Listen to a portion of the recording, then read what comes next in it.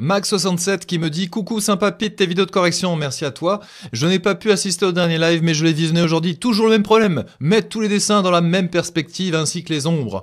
Dans ce cas, c'est la reine et la tartine pain qui me plaisent le moins. As-tu quelque chose à me proposer? Mais bien sûr, allons faire un feu de camp ensemble. » Ah, tu veux dire pour le dessin? Ah, pardon, excuse-moi. Donc c'est l'occasion de parler du polygone de sustentation. Oui, vous m'avez bien entendu, c'est quelque chose que j'ai appris pendant mes études de kiné. Qu'est-ce que c'est que ce machin?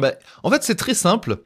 En fait, c'est tout ce qui touche le sol. Donc là, on essaie de faire ça pour le coffre, par exemple. C'est la surface d'un objet qui touche par terre, grosso modo. Donc ici, par exemple, ça va passer en arrière, bling, bing, bing, bing, bing. Et il faut essayer de deviner, hein, c'est le jeu du chat et de la souris, il faut deviner ce qu'il y a en arrière. Et donc il faut deviner ce petit coin là. Très important parce que on a une perspective maintenant. Oui, bravo! Nous savons que ça, c'est vu du dessus. Donc si on prolonge les traits comme ça, et si on prolonge ce segment-là, les deux droites vont se couper à un endroit sur la ligne d'horizon de l'objet. La perspective, c'est fantastique. Et donc pour un arbre, ça va être exactement pareil, ça va être une ellipse. Et pour la grenouille, c'est exactement pareil.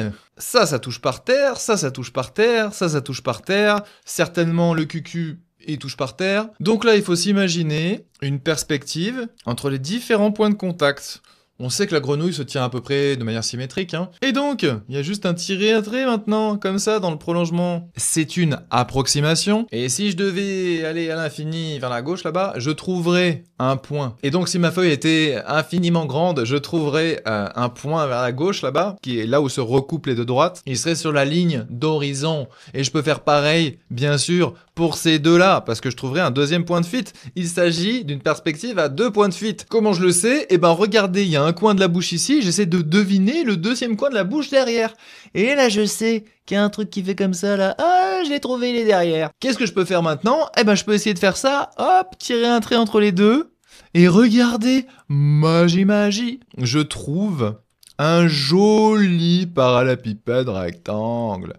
C'est une approximation, évidemment, hein. Pour ceux qui me disent il n'est pas tout à fait juste au parallépipède rectangle, c'est pour te donner une idée à peu près. Donc si par exemple je veux dessiner la même rainette derrière, j'aurais juste à prolonger ce trait-là, par exemple, et ici. Alors c'est pas tout à fait juste, mais on est pas loin de la vérité. Et là, je peux déjà vous dire à peu près la taille de la tête de la grenouille. C'est aussi simple parce que regardez, je fais exactement pareil. La tête, elle est là. Donc sa taille de tête va faire à peu près ce volume.